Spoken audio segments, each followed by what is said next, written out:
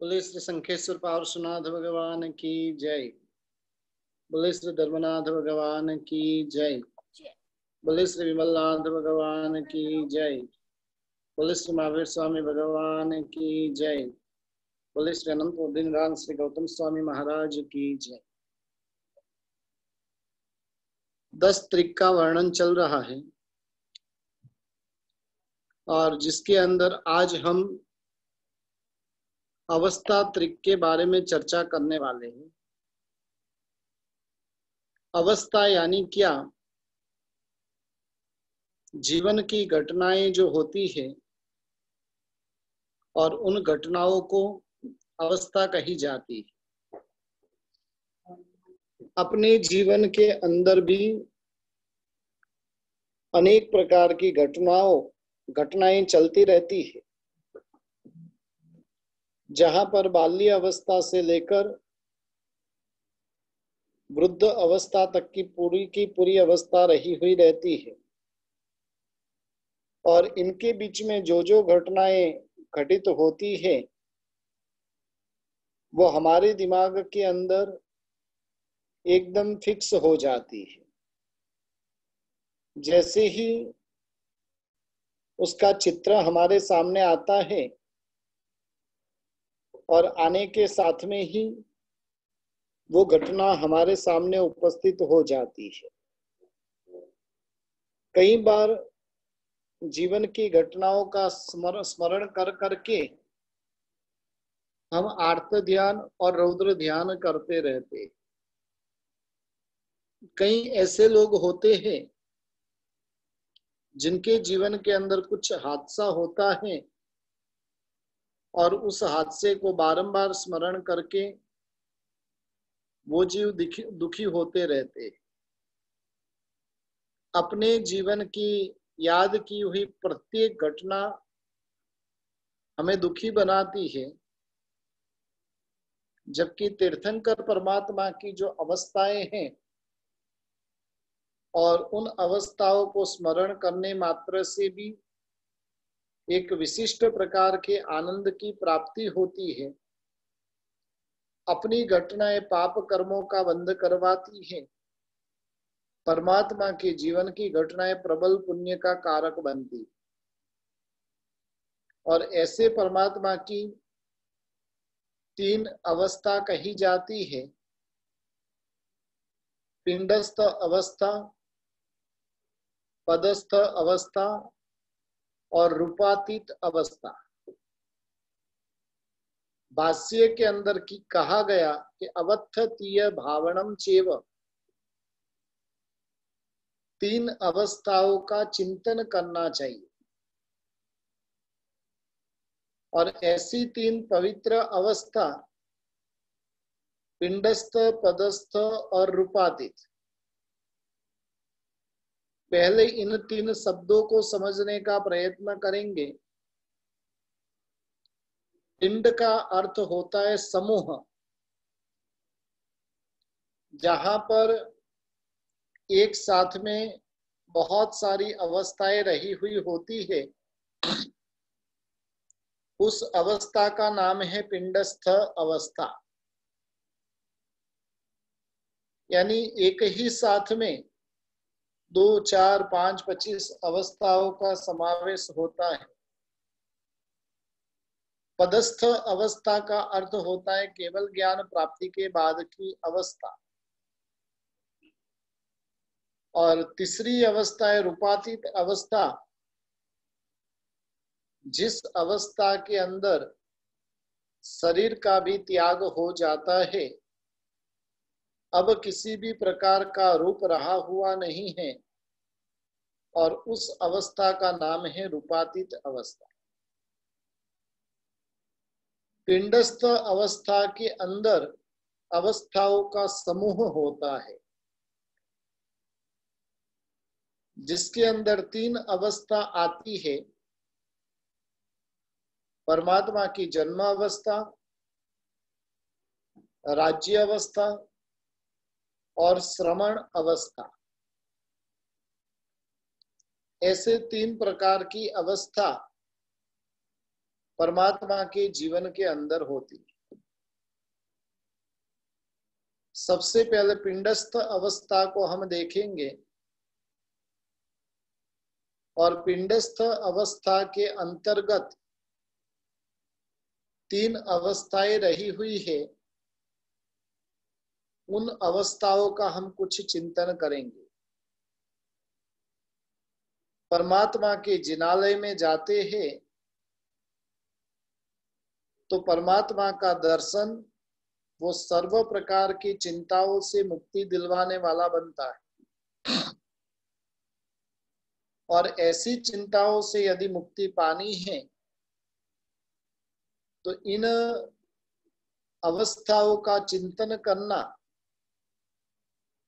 अवस्थाओं की भावना भाना जरूरी हो जाता है। परमात्मा देवलोक से या तो नरक से माता की कुक्षी में अवतरित होते हैं। अधिकांशतः परमात्मा की आत्मा देवलोक से आती है। कोई कोई परमात्मा की आत्मा नरक से भी आती है। जिन्होंने पूर्व के भव में यदि कर्म किए हैं तो उन कर्मों को भुगतने के लिए दुर्गति में भी जाना पड़ता है, तीर्थंकर की आत्मा को भी। और ऐसे परमात्मा की आत्मा जब माता के गर्भ में आती है और उस समय के अंदर माता मंगलकारी 14 स्वप्नों को देखती है। मध्य रात्रि के समय में परमात्मा का माता के गर्भ में अवतरण होता है और जिस समय के अंदर अवतरण होता है उस समय के अंदर पहले गजवर दीठो, बीजे वृषभ पैठो, त्रीजे केसरी सिंह, चौथे लक्ष्मी अभिह आदि 14 मंगलकारी सपने माता को आते हैं। और ये महामंगलकारी च्यवन कल्याण की घटना कही जाती है। च्यवन कल्याण के बाद में माता सभी प्रकार का विवेक रखते हुए अपने गर्भ का पालन पोषण करती है। 8 महीना और कुछ दिन बीतने के बाद में, 9 महीना और कुछ दिन बीतने के बाद में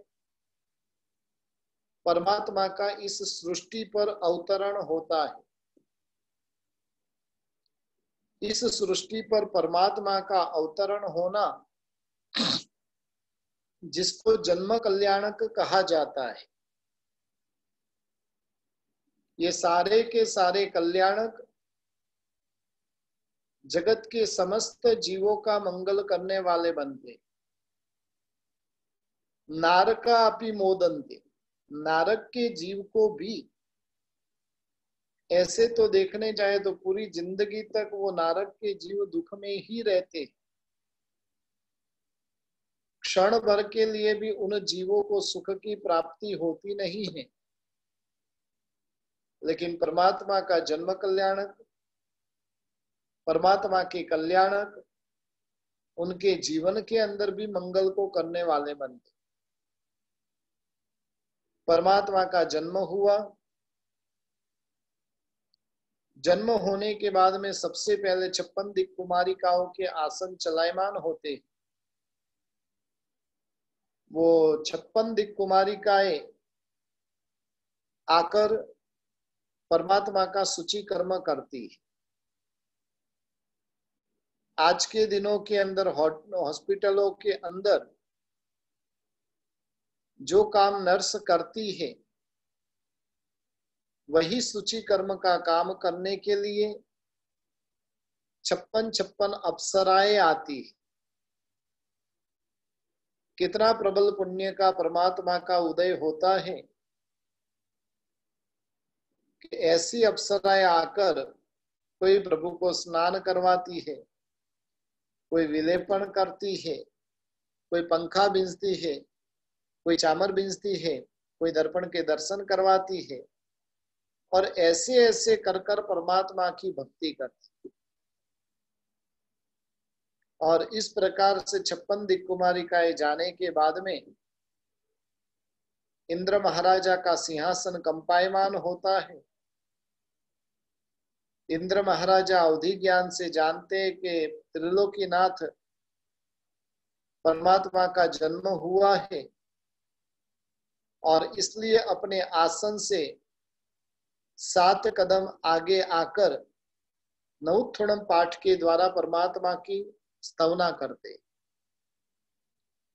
और उसके पश्चात हरिणीगमिसी देव को आज्ञा करते हैं कि जाओ सुघोषा घंट का नाद करो, समस्त देवलोक के देवों को आमंत्रण दो कि आज त्रिलोकीनाथ ऐसे परमात्मा का जन्म हुआ है,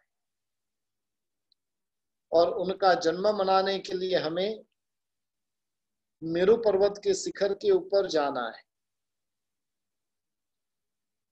हरिणीगमिसी देव 500 देवों के साथ में मिलकर सुघोषा घंट का नाद करते,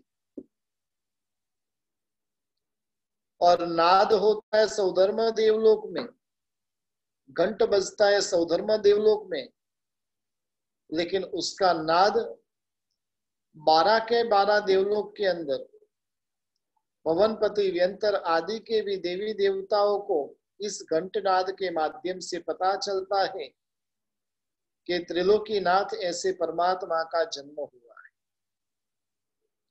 हमें जैसे आज के दिन में कुछ समाचार देना है तो व्हाट्सएप में टिक करके मैसेज बजता है, और एक ही साथ में ग्रुप में जितने भी जुड़े रहे सबको मैसेज चला जाता है, सूचना मिल जाती है कि फलाना फलाना आयोजन है। उसी प्रकार से परमात्मा के जन्म होने के बाद में सुघोषा घंट का नाद हुआ। इंद्र महाराजा स्वयं प्रभु की भक्ति करने के लिए तैयार हुए। परमात्मा को मेरु पर्वत के शिखर के ऊपर लेकर जाना है,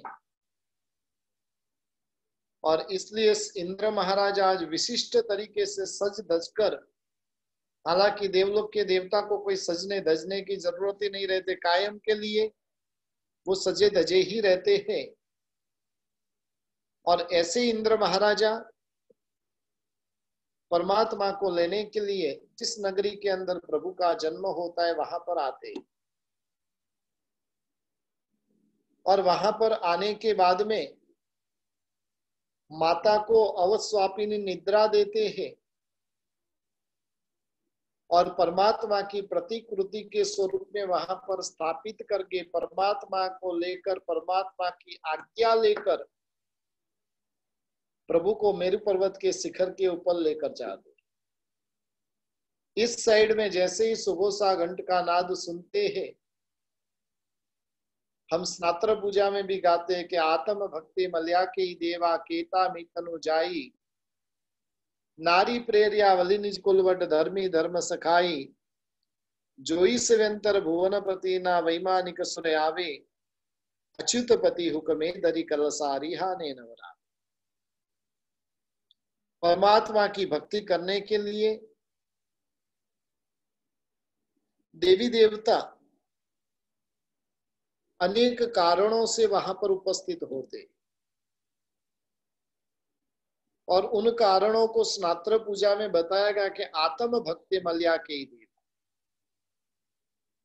मुझे मेरे आत्मा का कल्याण करना है और इसलिए प्रभु के जन्म महोत्सव में मुझे जाना है। कई देव होते हैं केता मितनु जाई, कितनों को मित्र का आग्रह होता है, और जिस कारण से मेरु पर्वत के शिखर के ऊपर आना पड़ता है। नारी प्रेरिया, कितने उनकी जो प्रियतमा है, वहां पर कोई पति पत्नी का तो व्यवहार है नहीं, लेकिन उनकी जो प्रियतमा है वो बोलती है, स्वामीनाथ अब तो ये देवताई भोग सुख को छोड़ो, चलो मेरू पर्वत के शिखर के ऊपर प्रभु का जन्म हुआ, हम जन्म महोत्सव मनाने के लिए जाते। और एक चीज ध्यान रखिए कि पुरुषों को धर्म में जोड़े रखने का काम स्त्री करती। जिनके घर की स्त्री समझ लो कि धार्मिक नहीं है, तो पूरा का पूरा परिवार भोगों के अंदर डूबता जाता है। और जिस घर के अंदर स्त्री यदि धार्मिक है, तो बचपन से ही वो संतानों के अंदर, पति के अंदर, सास ससुर के अंदर संस्कारों का सिंचन करने का काम करते। माता बनना है तो गौरवशाली ही माता बनना, कलंकित माता बनना उससे तो अच्छा है माता बनना ही नहीं। परम पुण्य के योग से कोई आत्मा हमारे घर पे आती है और उन आत्मा को धर्म मार्ग में जोड़े रखना वो अपना कर्तव्य है। और इसलिए देवलोक के अंदर भी खाली बोलबाला यहाँ पर स्त्रियों की नहीं है। देवलोक के अंदर भी क्या होता है, काफी देव नारी प्रेरिया पत्नी की प्रेरणा को प्राप्त करते हैं और वो मेरू पर्वत के शिखर पे आते हैं। और कितने एक सोचते कि भली निज कुलवट,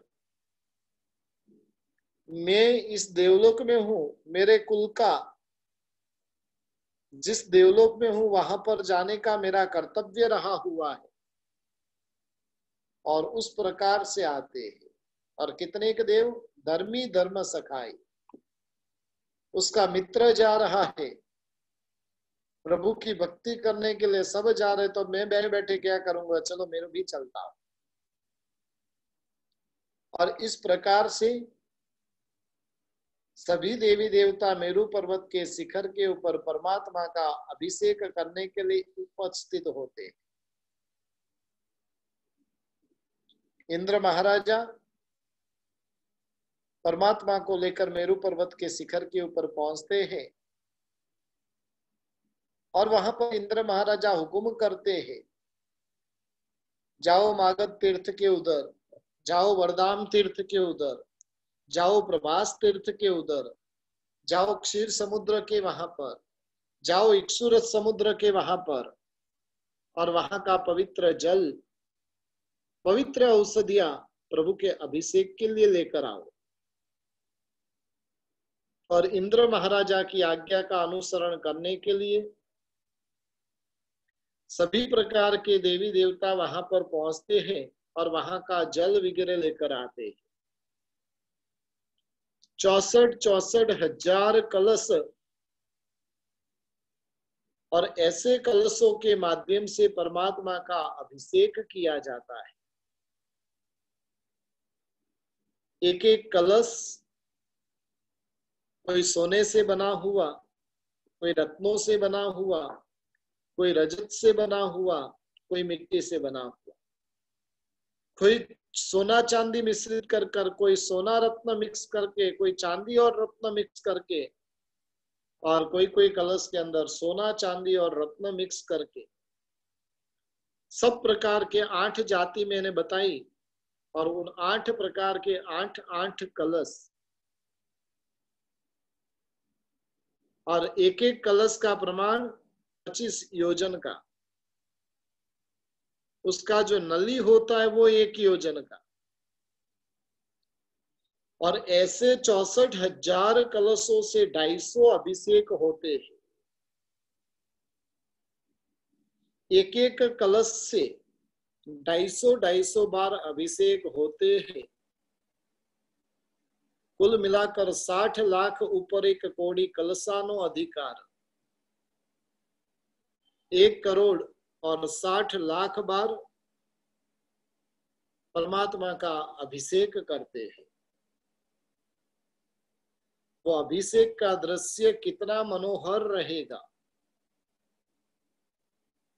जहां पर एक साथ में इतने सारे कलश सज्ज है, जहां पर करोड़ों देवी देवता प्रभु का अभिषेक करने के लिए तत्पर बने हुए हैं, जहां पर देवी देवताओं के विभिन्न नृत्य चल रहे हैं, गीत गान चल रहे हैं, दिव्य संगीत चल रहा है, और उस संगीतमय वातावरण के अंदर परमात्मा का अभिषेक किया जाता है। ये सभी जब हम परमात्मा का अभिषेक करते हैं, उस समय के अंदर प्रभु की जन्म अवस्था का चिंतन करना है। हम भी प्रतिदिन परमात्मा के जिनालय में परमात्मा का जो अभिषेक करते हैं, और वो अभिषेक करते करते आंख मुंद करके क्षण भर के लिए इस मानव की दुनिया को भूलकर यदि मेरू पर्वत के शिखर के ऊपर चले जाए और जैसे साक्षात प्रभु का अभिषेक कर रहे हैं, उस प्रकार की अनुभूतियां हम कर सकते हैं। और ये सारा चिंतन जन्म अवस्था के अंदर करना होता है। अरिहंत वंदनावली के अंदर इन अभिषेक का बहुत अद्भुत वर्णन करने में आया है। एक एक पंक्तियां सुनते जाए और हृदय आनंद से हर्ष विभोर होता जाए। कितनी गजब की रचना वो महापुरुष ने की है, और ऐसी रचना के पद हम गाते जाए, मन के अंदर गुनगुनाते जाए, और प्रभु के ऊपर अभिषेक की धारा बहती जाए। जे 14 महास्वप्नोथ की निज माथ ने हर खावता, बलि गर्भ माही ज्ञान त्रय ने गोपवी अवधारता, ने जन्म ताज पहलाज 64 इंद्रो जे ने वंदता, एवा प्रभु अरिहंत ने पंचांग भावे नमो नमो। और ऐसे अरिहंत परमात्मा की कितनी सुंदर स्तुतियां, और उन स्तुति के माध्यम से परमात्मा के जन्म अवस्था का वर्णन किया गया है। परमात्मा का जन्म कल्याण विश्व के मंगल के लिए होता है। एक चीज ध्यान रखिए कि हमारा जन्म हुआ था, उस समय में हमारे माता पिता को संतोष हुआ था कि नहीं, वो भी बहुत बड़ा प्रश्न है। दूसरों की बात छोड़ो,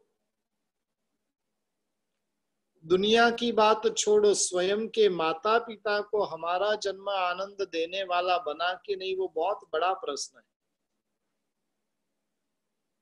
समझ लो कि पहला लड़का है, आपकी चाहना थी लड़की चाहिए, और वापिस दूसरा लड़का हुआ, वो क्या आनंद का कारण बनेगा? पहली लड़की थी, ऊपर दूसरी लड़की हुई, सिर कुटेंगे, कहां से ये आ गई? इसलिए हमारा जन्म हमारे माता पिता के लिए आनंद का कारण बना कि नहीं, पता नहीं, लेकिन परमात्मा का जन्म विश्व के जीव मात्र के लिए आनंद का कारण बनता है। और उसी कारण से तो 56 दिक् कुमारिकाएं, इंद्र महाराजा सब आकर परमात्मा की भक्ति करते हैं। वास्तव में 5 कल्याणकों में जो जन्म कल्याणक का जो आनंद होता है, वो बहुत गजब का, अब आनंद की अभिवृद्धि करने वाला वो रहता है। और ऐसा परमात्मा का जन्म कल्याणक, जिसका चिंतन हमें पहली जन्म अवस्था में करना है। जन्म होने के बाद में परमात्मा की बाल्य अवस्था चलती है। धीरे धीरे वो परमात्मा बड़े होते जाते हैं।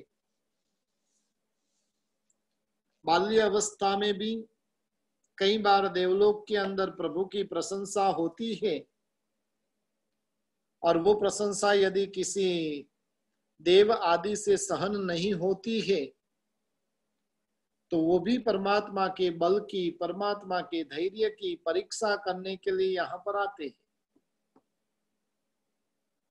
और ऐसी अनेक प्रकार की घटनाओं से पसार होते होते होते होते परमात्मा युवा अवस्था को धारण करते हैं। बाल्य अवस्था परमात्मा की भी हमारी तरह ही बीतती है। आजकल तो बच्चों का बचपना छीन लिया गया है। 2 साल का हुआ नहीं कि उसके वजन से ज्यादा वजन उसके पीठ पे लगा दिया जाता है। इतनी छोटी उम्र में उसको इतना बड़ा टेंशन दे दिया जाता है। परमात्मा जब 8 साल के होते हैं और तब प्रभु का पाठशाला गमन वगैरह होता है, तब तक खेलना कूदना मजा करना, कोई टेंशन नहीं। और आजकल की पढ़ाई तो बच्चों से ज्यादा माता पिता को टेंशन देती है। माँ टेंशन में ही रहती है, आज ये प्रोजेक्ट करना है, कल वो प्रोजेक्ट करना है, और उन प्रोजेक्टों के अंदर ही जिंदगी उनकी खत्म होती है। परमात्मा को भी पाठशाला गमन आदि होता है। हालांकि प्रत्येक तीर्थंकर परमात्मा का पाठशाला गमन नहीं होता है, कोई कोई परमात्मा का पाठशाला गमन होता है। उसके बाद में परमात्मा युवा अवस्था को धारण करते हैं। और जब युवा अवस्था को परमात्मा धारण करते हैं तब परमात्मा का राज्याभिषेक किया जाता है। जब परमात्मा की अंगियां रचाई जाती है, जब प्रभु के मस्तक के ऊपर मुकुट चढ़ाया जाता है, और उस समय के अंदर परमात्मा के राज्य अवस्था का चिंतन करना है। काफी लोग सोचते हैं प्रभु के लिए कहाँ मुकुट की जरूरत है, प्रभु के लिए कहाँ अंगिया की जरूरत है। परमात्मा को कुछ नहीं चाहिए, हमें हमारा कल्याण करना है, हमें इनके प्रति की मूर्छा को तोड़ना है और उसके लिए प्रभु के चरणों में अर्पित करना है। परमात्मा मोक्ष में जाने के बाद तो निरंजन निराकार हो जाते। आप कितना भी उन्हें सोना अर्पण करो कि चांदी अर्पण करो, प्रभु को कहीं पर भी मूर्छा मोह होता ही नहीं है। जब साक्षात परमात्मा हाजिर थे और उस समय के अंदर भी इंद्रादि देवों का आगमन, परमात्मा की राज्य अवस्थाएं, देवांगनाओं के नृत्य वगैरह, कोई भी घटना प्रभु के मन को चलायमान करने वाली नहीं बनी। प्रत्येक घटना के अंदर प्रभु का मन वैराग्य से वासित था। लेकिन फिर भी जो जगत का क्रम है और उस क्रम को देखते हुए परमात्मा जब योग्य वय के होते तब उनका राज्याभिषेक होता है। उसके पूर्व में परमात्मा का जो विवाह आदि भी होता है। यदि भोगावली कर्म बाकी रहेगा तो विवाह करेंगे, भोगावली कर्म खत्म हो गए होंगे तो विवाह आदि नहीं होता है। 24 तीर्थंकर भगवानों में से 22 तीर्थंकर भगवंतों ने शादी की, मल्ली नेम परिण्या नहीं, मल्लीनाथ परमात्मा और नेमिनाथ परमात्मा ने शादी नहीं की। काफी लोग कहते हैं कि भी तीर्थंकर देवों ने शादी की तो हमें तो शादी करनी ही चाहिए। एक चीज ध्यान रखिए कि तीर्थंकर देव अपने कर्मों को जानते हैं और यदि भोगावली कर्म का उदय रहे तो ही वो शादी की झंझट में पड़ते, अन्यथा शादी करते नहीं। और विवाह होने के बाद में परमात्मा राज्य अवस्था को धारण करते हैं और राज्य अवस्था को भी सुचारू रीति से निर्वहन करते हैं। कहीं पर भी किसी के साथ में अन्याय नहीं हो जाए और उसकी सतत सावधानी परमात्मा की राज्य अवस्था के दरमियान होती है। और इस प्रकार से वो राज्य अवस्था का पालन करते हैं। अरिहंत वंदनावली के पदों के अंदर बताया, उत्कृष्ट जैनी राज्य नीति थी प्रजा सुख चैनमा, यानी जिनकी इस प्रकार की राजनीति थी और जिससे प्रजा सुख चैन में थी। आजकल राजनीति वाले मजे में, प्रजा दुखी दुखी। किसी भी मंत्री को कि किसी भी इस प्रकार के जो अधिकारी है उन्हें प्रजा की चिंता है ही नहीं। उन्हें चिंता है तो स्वयं की चिंता है। कई बार तो अभी ये कोरोना जैसी महामारी के चलते भी गरीबों को भोजन के लिए जो पैकेट दिए गए उसका जो पैसा दिया गया और वो भी मंत्री खा गए। एक बार हाथ में पैसा आता है तो छूटता नहीं है, ये आज की राजनीति बता रही है। और परमात्मा ने जो राजनीति की, कहीं पर भी कोई भी प्रजा दुखी नहीं रहे, उसकी सतत सावधानी परमात्मा रखते थे। यानी जब प्रभु की आज्ञा वगैरह होती है तो उस समय के अंदर प्रभु की राज्य अवस्था का चिंतन करना है और राज्य अवस्था के बाद में परमात्मा की श्रवण अवस्था। नवलोकांतिक देव आकर प्रभु को विनंती करते हैं और वो वर्षदान देते, और वर्षदान देने के बाद में परमात्मा अपने आप ही पंच मुष्टि लोच कर संयम अंगीकार करते हैं। ये सारी अवस्था हमें प्रतिमा में चिंतन करना है। प्रभु का अभिषेक करते तब राज्य अवस्था का चिंतन करना है। भगवान को आंगी मुकुट आदि पहनाया गया तब राज्य अवस्था का चिंतन करना है। और प्रभु के मस्तक के ऊपर ऐसे राउंड राउंड देखकर परमात्मा के श्रवण अवस्था का चिंतन करना है। परमात्मा श्रवण अवस्था को जब प्राप्त करते हैं और किस प्रकार से वो उपसर्ग परिसह हो वो सहन करते हैं, कितने कितने उपसर्गों को सहन करते हुए अपने कर्मों को खपाते हैं। जो जो उपसर्ग आदि हुए उन सभी का चिंतन इन श्रवण अवस्था के अंदर करना है। वास्तव में प्रभु के जीवन की एक एक घटनाओं का चिंतन हमें कुछ न कुछ मार्गदर्शन करके जाता है। हमें भी अपना जीवन किस प्रकार से जीना चाहिए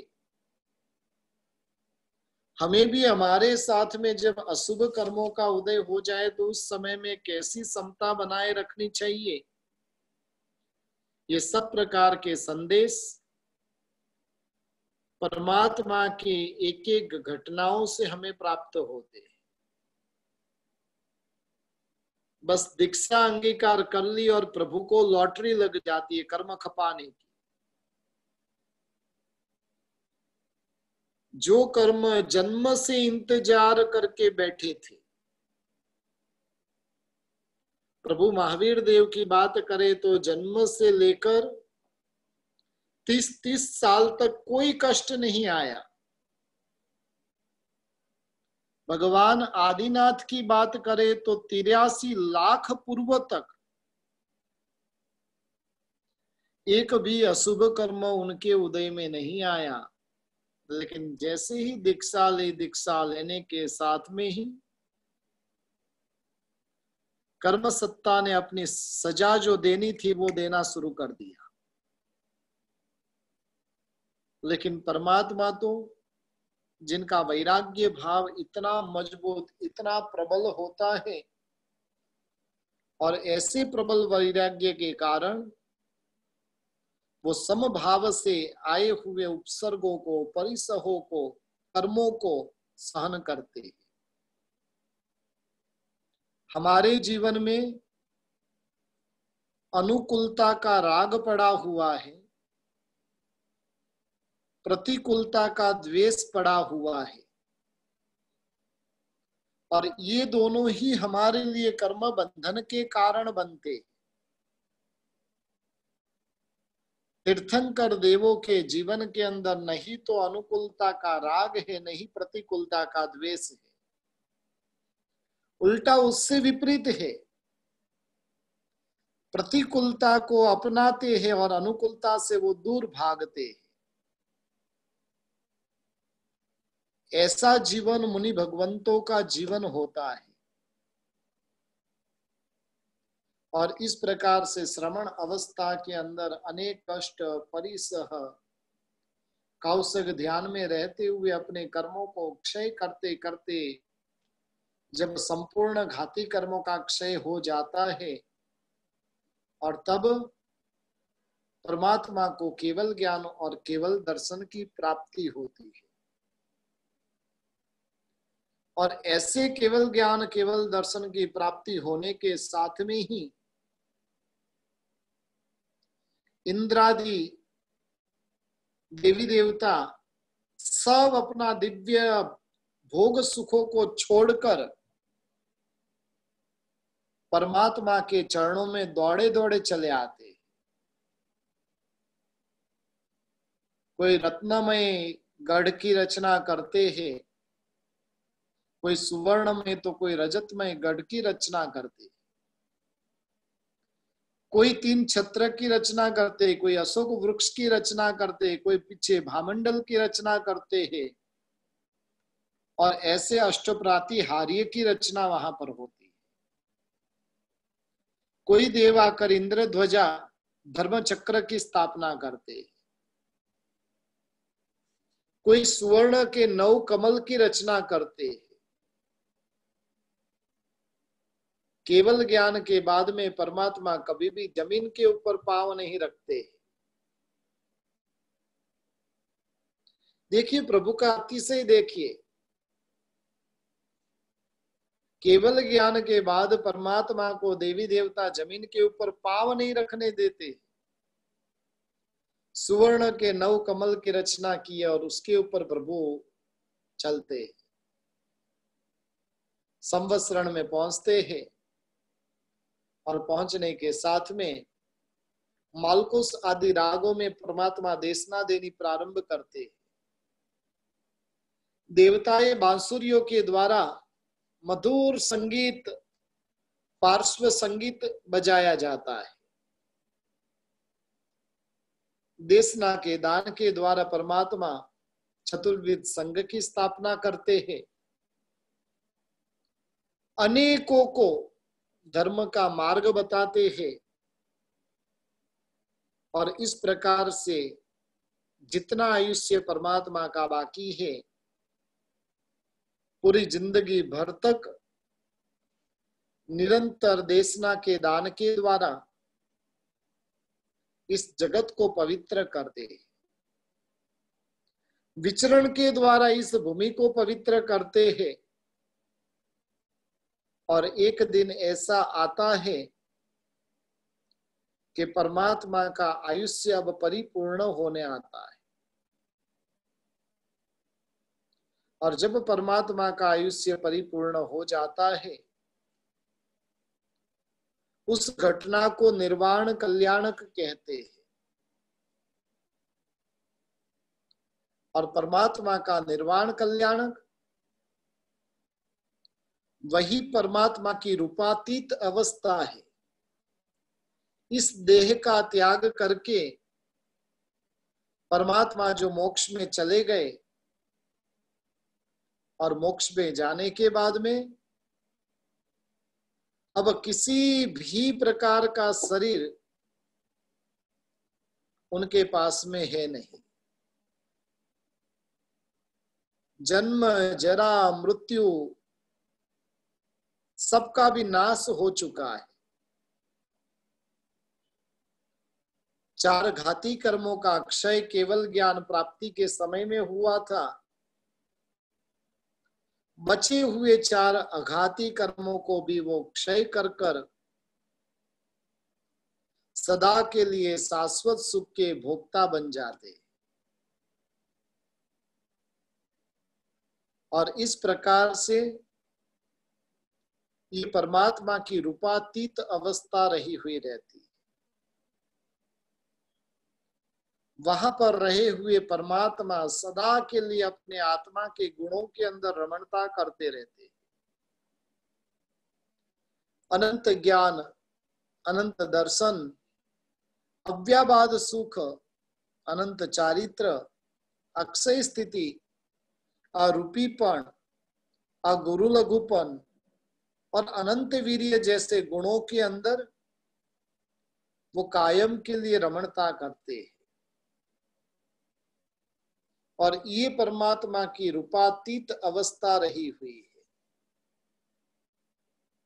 और ऐसी ऐसी अवस्थाओं का चिंतन परमात्मा के दर्शन करते समय, परमात्मा का अभिषेक करते समय, परमात्मा की पूजा करते समय, परमात्मा को अंगिया चढ़ाते समय, प्रभु की आरती करते समय, इन सभी अवस्थाओं का चिंतन करना है। अपने जीवन की हुई घटनाओं का स्मरण अशुभ कर्मों का बंधन करवाती है।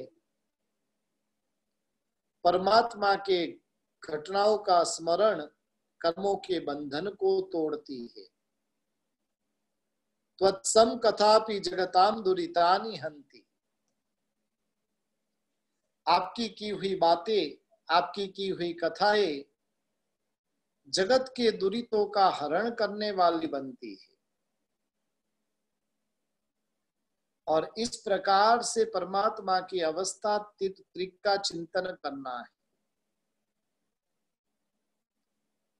कहां पर कौन सी अवस्था चिंतन की जाए,